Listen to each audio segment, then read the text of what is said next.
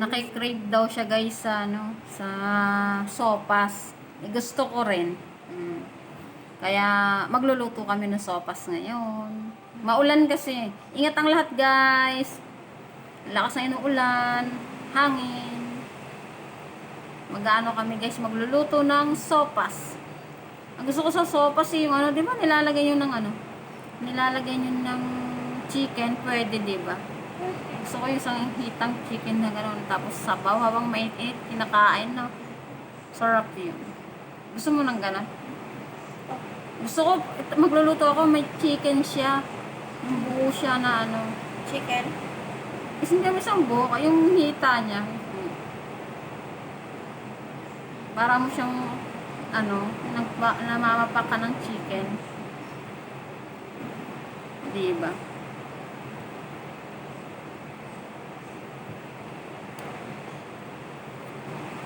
Masarap to hanggang sa malamig na panahon.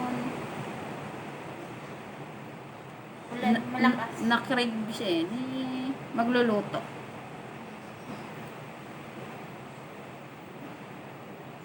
Masarap kasi yun na ano, habang Mainit. malamig ang panahon. Masarap humigop ng mainit na sabaw. Diba guys? Baliktad ang iyo. Gusto mo rin ba yan? Opo. Sarap yung Siyempre, sopas. malamig Yung maraming gatas, 2 gatas ang ilalagay ko para ano, malinamnam. Tsaka may hotdog.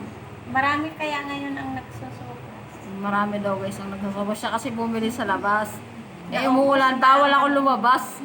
Kasi malamig, malalamigin yung aking ano, yung aking opera.